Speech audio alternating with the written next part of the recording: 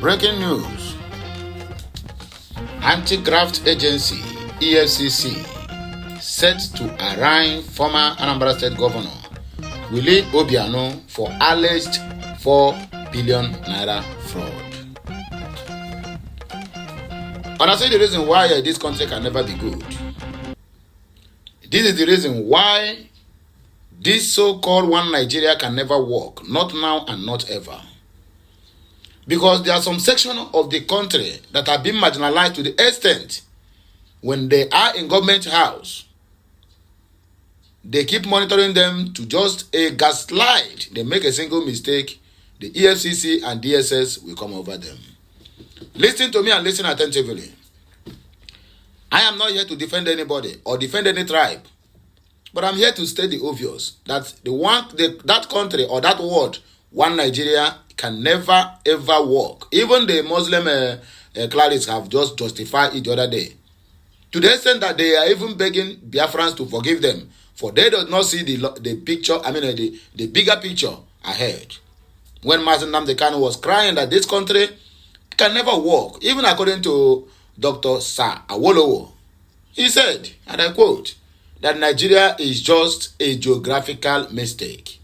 Nigeria is never a country or a nation, because Nigeria is a kind of a geographical error according to him. That is the nations being combined together to be one. A lot of countries in the whole world, I can tell you, one state in Nigeria, their population pass that country. Why do I bring this in to this table? So that we can deliberate on it. I am not supporting Obiano. If you are an armed robber, if you are a fraudster, if you are engaged in swindling the commonwealth of the people, when the authority catch you, they find and good, you go and face the music. But I want to bring something. I want to bring, there are some names that have been involved in more critical fraud in this country as we are today. And nobody hears about them again, simply because of the region they came from. Let me start from Rochas Okorocha. Rochas Okorocha was indicted for 2.1 billion naira. EFCC broke into his house, destroyed all the mansions he built, all the bulletproof doors and everything, just to get him arrested. Because he called the Igbo brothers and sisters to come together, that it is time they unite to get power. That is why they go after him. That one is, as if that one is not enough. Doyin Okugbe is not an Igbo man. He's a Yoruba man, or if I'm not mistaken. But the reason why Doyin Okugbe was indicted in another person's crime, simply because he came out to support P2B in just concluded the general selection called election. Alright, just the watch. Ayo Fayose have been in the list of the EFCC until today. He don't even hold any political office. Ayo Fayose was indicted for 6.7 billion naira fraud, diversion of government funds. You know that today, nobody called Ayo Fayose to order, to question. It's only in the list that he had been indicted. Last year, when he was supposed to have a court sitting, he claims, he is sick. They give him what do they call it? Medical leave to go abroad and treat himself. A governor who ruled for 8 years, who could not even erect a single hospital that he can trust his life on. But he want the poor masses to go there and they be dying every day. And the government that is granting him sick leave or medical leave to go abroad do not even think. This man ruled for 8 years. And all the whole money that he's supposed to use to make something for his state, he diverted all the whole funds to his own personal use. Nobody got him arrested. We have a Accountant General of the Federation, a Fulani Hausa man, who stole over 109 billion naira. Nobody called him to order. Nobody even got him arrested. They call him and they have what they call table talk, round table meeting. After all the whole cabals must have taken their own court and the rest of them. He refunded 30 billion naira to the government. And that is the end of Solomon Grundy. Today, nobody talk about it. Can we talk about former EFCC boss, Magu, that have been indicted for over 70-something billion naira till today? Have you ever seen anybody calling him Magu again? Nigerians and the youths, they have very, very low retentive memory. Everybody forge ahead. Can I make mention of Metawale, who keep jumping from one court to the other so that the EFCC will not call him for questioning?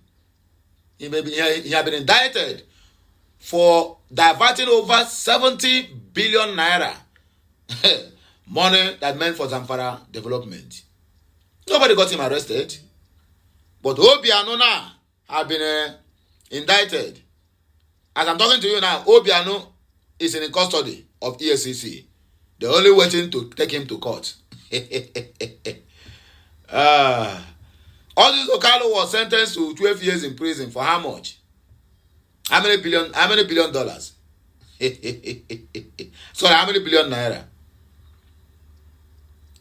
And when you come out and tell me that, oh, Nigeria is one, Nigeria will work, Nigeria is one Nigeria, and I begin to ask, where? There's one former Minister of Interior they interviewed yesterday, and I was busy watching this man at Arise TV, listening to all the whole jargons and crafts that comes out of his mouth. He's talking about why the so-called Fulani control government of Nigeria President Bola Ahmed Tinubu will relocate some part of CBN down to Lagos and FAN, that's the whether Federal Airport Authority, whatever, down to Lagos. And they said, and according to him, he said, it's like, in fact, not it's like the Arewa Consultative Forum have already concluded that Tinubu now want to move the capital territory from Abuja to Lagos. And they are crying. They are saying they have been marginalized. And when is he saying all these things? I was busy waiting for him to at least mention that even the Southeast have been marginalized for how many decades that they don't even care. Look at people who have been, if they calculate, who have hold both the military and civilian, they will hold the highest power in Nigeria. Simply because Tinubu managed to become there now. And Tinubu is moving most of the things that they have denied Lagos as business hub for the country and moving it back to Lagos State. And they do what? And they begin to cry. And so if they should cry this way, then what happened to the Southeast? You will see it. All the whole thing that this man, in that his his interview with Arise TV, he made mention of Southwest, he made mention of South, he made mention of Northeast, Northwest, and North Central. Do you know that in that man's mouth, that nothing like Southeast inside? The only time he mentioned Onitsha, it was when they said, the interviewer asked him that Lagos State is the hub of a business. In other words, most of the things need to move there. Then he said, okay, why not move a Minister of Commerce down to Onitsha? You know, that's the only time he mentioned it. As if that the Southeast is not in Nigeria. The same Southeast that you people have marginalized, whenever you are making your decisions, you didn't include them. That same Southeast have been crying. We are not included in your government. In fact, we are not among whatever you are doing, whether they are at the federal level. Let us go. You keep on making all sorts of accusations against the Igbos and against what they represent, against the Biafrans. And they came out and tell you, no problem. We are the criminals. We are the ones who is spoiling Nigerian name, right? Both internationally and local level. At least you people should allow us to go. You said no. You cannot become hot water and become cold water at the same time. You must choose one. It's either you believe that the Biafra belongs to Nigeria, the Southeast is part of Nigeria, and include them in everything, emphasis in all. the Southeast, let us go back to Southeast and to compare with other regions. Somebody came out the other day and was telling us that Tinubu is running an inclusive government. After all, the Southeast get ministers, unlike Buhari. And I asked, what is inclusive government that Tinubu is running? That the Southeast that have 5 states, that Southeast that occupies over 80 something million people, have only 5 slots. That's because we have only 5 states. Lagos State, Tinubu appointed his boys more than 18 into his ministers, into his cabinet. Ogun State have almost 11 or 12 ministers Tinubu appointed. A state, you are not talking about region, but the region have only 5 slots. And you have the God to come and tell me that Tinubu is running an inclusive government according to federal character. What a crap and what a bullshit that you people keep on talking every now and then. Let me tell you, and I still maintain, there's nothing like one Nigeria. It is Biafra or nothing. Whether you like it or not, whether you believe it or not, but Biafra is certain. And it is what? It has been signed and sealed. We do not mind of whatever they are doing. The only people you said they don't want anything, you call them criminals, you call them kidnappers, you call them murderers, you call them money ritualists. Yet, they are the one that hold the peace in Nigeria. At anywhere you go, Igbo can go and marry from Sokoto and come back to Igbo land and live with them in peace. Igbos can go and marry in Kafanchan and come back to Igbo land. They live in peace. Venture say Onya Hausa come and marry Onya Igbo. He tell you Nyamini, why should they marry an infidel? He call you an infidel who don't know God. So you are being in a country with person who don't know God, and that person have telling you, we don't know God. Fine and good. You are the one that know God. In fact, now you be God yourself. Stay on your own. Let me stay on your own, on my own. What is that difficult to understand? They know the truth, but they keep on hiding it. Sometimes I watch all the whole people who say they are educated in that Northeast, Northwest, and North Central. How they will come to social media or whatever it's doing called live television shows and make mockery of themselves. And to them, we are speaking against the Igbos. My dear, you are speaking against your own self. I've even talk and forget about it in the news. Anyway, and I go hear the news very soon because this one now just summarizing of what is happening in this so-called zoo of a country. Please help me like this message, share it, comment on it. There must be a part 2 of this talk when I will read the news about what Obiano is facing.